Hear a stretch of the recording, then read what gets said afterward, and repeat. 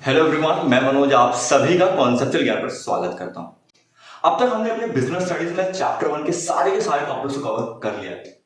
याद करिए, जब मैं आपको लास्ट टॉपिक पढ़ा रहा था जहां पर हमने डिस्कस किया था नेचर ऑफ मैनेजमेंट, मैंने एट द एंड आपको कहा था कि अभी हमने टॉपिक्स तो सारे कवर कर लिए, लेकिन बात यहां खत्म नहीं होती। हमने चैप्टर्स के सारे टॉपिक पढ़ने के बाद क्या वो इंपॉर्टेंट पॉइंट्स हैं जिसे हमें कंसीडर करना है, और वो भी शुरू से। क्यों? क्योंकि हमें अपने बोर्ड एग्जामिनेशन के लिए अभी से ही प्रिपरेशन करनी है। तो आज की वीडियो में आपको बहुत ही स्पेशल तरीके से समझाने वाला हूं कि किसी भी चैप्टर के टॉपिक्स को कवर करने के बाद वो कौन से 2 पॉइंट्स हैं जो मोस्टली हमें ये मतलब तरह से कहें कि हमें फॉलो करना ही चाहिए, ताकि हमारी प्रिपरेशन शुरू से ही बेस्ट है। तो चलिए वीडियो को स्टार्ट करते हैं। और एक बात ये भी बता दूं आपको कि ये सिर्फ बिजनेस स्टडीज के लिए एप्लीकेबल नहीं है, या फिर मैं कहूँ कि सिर्फ 12th क्लास के बच्चों के लिए स्पेसिफिक नहीं है। चाहे वो बच्चा किसी भी क्लास का हो, या कोई भी स्ट्रीम परस्यू करता हो, या वो कोई भी सब्जेक्ट पढ़ता हो, ये जो पॉइंट मैं डिस्कस करने वाला हूँ, ये पॉइंट उन सभी स्टूडेंट्स के लिए हेल्पफुल और काफी ज्यादा इंपॉर्टेंट होने वाले। तो चलिए इस पॉइंट्स को हम समझते हैं। देखिए यहाँ पे ऑलरेडी मैंने लिखा था क्वेश्चन के फॉर्म में कि what are the important points that we should consider after completing a chapter. तो देखिए वो पॉइंट्स कौन कौन से हैं।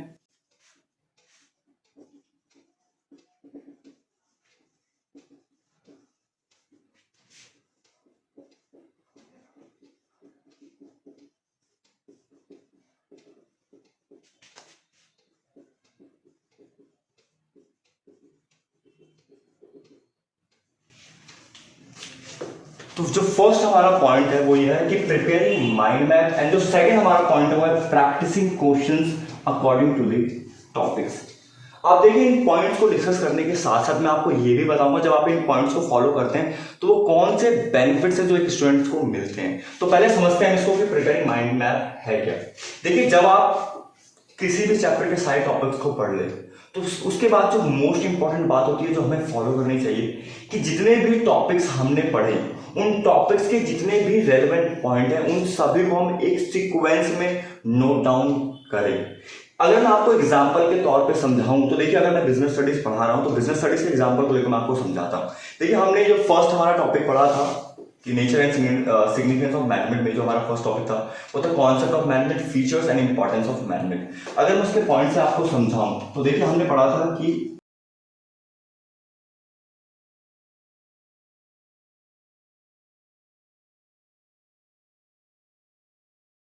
अभी हमने यही चैप्टर खत्म किया है। देखिए, अब किस तरह से माइंड में प्रिपेयर करना है। मैनेजमेंट का हमने सबसे पहले क्या पढ़ा? कॉन्सेप्ट। देखिए, कॉन्सेप्ट ऑफ मैनेजमेंट हमने क्या पढ़ा था? It refers to the process of getting the work done in an effective and efficient manner। क्या बात हो गई कि मैं डेफिनेशन दिखा रहा हूं? नहीं, बस मैं आपको समझाने के लिए, अंडरस्टैंडिंग बनाने के पॉइंट्स बता रहा हूं कि किस तरह से आपको अपना माइंड में प्रिपेयर करना है। तो देखिए, मैंने कॉन्सेप्ट लिख लिया। कॉन्सेप्ट लिखने के बाद मेरे को जो हाईलाइट करना है कि वो कौन कौन से इंपॉर्टेंट टर्म्स है, जो डेफिनेशन है मुझे याद रखने के लिए, मतलब रखना चाहिए उसको पॉइंट को। देखिए, जो फर्स्ट पॉइंट था हमारा क्या था? प्रोसेस। प्रोसेस क्यों कहा था? क्योंकि because it is a continuous action. फिर जो हमारे और इंपॉर्टेंट पॉइंट थे वो पॉइंट थे इफेक्टिव एंड एफिशिएंट। अब हमने इफेक्टिव के बारे में क्या पढ़ा था, एफिशिएंट के बारे में क्या पढ़ा था? इफेक्टिव क्या था कि डूइंग वर्क ऑन टाइम, किसी भी काम को टाइम पर करना। एफिशिएंट क्या था? Doing work in A cost effective manner, किसी भी काम को कॉस्ट इफेक्टिव मैनर में करना ताकि हमारा कम से कम कॉस्ट लगे। अब तो देखिए, ये दो पॉइंट मैंने क्लियर कर दिए। ठीक है, इस तरह से हमने एक तरह से क्या किया, एक जो पॉइंट्स हमने पढ़े उन पॉइंट्स को बहुत ही शॉर्ट फॉर्म में हमने लिख लिया कि आखिरकार वो पॉइंट्स है क्या, उनकी क्या अंडरस्टैंडिंग बनाने के लिए। अब इसके बाद हमने पॉइंट पढ़ा था हमने फीचर्स। फीचर्स किसके पढ़े थे? Features of management. अब उसमें हमने शॉर्टकट में क्या हमने क्या कि मैनेजमेंट इज ए मैजिक। तो मैजिक के लिए क्या पढ़ा था हमने? MAGIC। M stand for multi dimensional. A stand for all pervasive, G stand for goal oriented process, या फिर कह सकते हैं it is a group activity.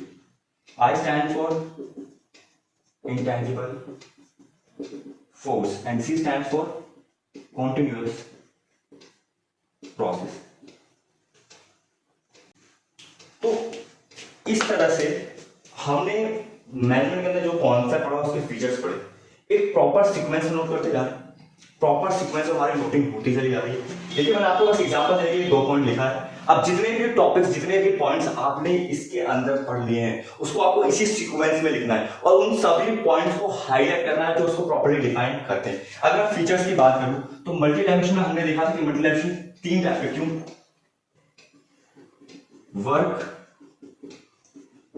People and organisation. कि मैनेजमेंट को मल्टी डायमेंशन क्यों कहा जाता है? क्योंकि वो सिर्फ वर्क को नहीं, लोगों को भी और ऑर्गेनाइजेशन को भी मैनेज करती है. ऑल परवेसिव में हमने पढ़ा था कि management minus zero is nothing. तो ये सभी के सभी इंपॉर्टेंट पॉइंट्स को आपको यहाँ पे लिखते भी जाना है, हाईलाइट करते जाना है कि आपको सभी के सभी पॉइंट याद रहे. और यहाँ पे मैं आपको कंसीडर करूंगा कि जब भी आप सीक्वेंस में नोट डाउन करें तो एटलीस्ट 2 कलर के पेन यूज करिए, एक ब्लैक और एक ब्लू, ताकि आपको कलर कॉम्बिनेशन भी समझ आए कि ये पॉइंट अलग है और ये पॉइंट अलग है.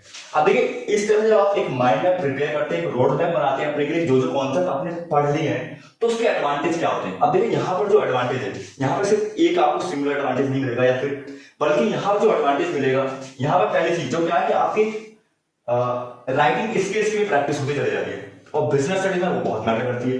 दूसरी चीज आपकी प्रेजेंटेशन स्किल्स भी आ रही है कि किस तरह से पॉइंट्स को हमें एक्सप्रेस करना है, किस तरह से पॉइंट्स को हमें लिखना है. और तीसरी जो बहुत इंपॉर्टेंट बात है कि जो बिजनेस स्टडीज में इंपॉर्टेंट टर्म्स होती हैं, जो किसी भी टॉपिक को डिफाइन करते हैं प्रॉपर्ली, वो आपको याद होने लग जाएगी. जैसे मैंने आपको लिखा कि प्रोसेस, इफेक्टिव एंड एफिशिएंट, ये सभी वर्ड है, कीवर्ड है. ये कीवर्ड बहुत जरूरी होता है कि आप उन्हें अपने आंसर्स में लिखें, क्योंकि इससे क्या होता है आपका एक इंपैक्टफुल आंसर क्रिएट होता है. तो ये एडवांटेज हो गया हमें इस चीज.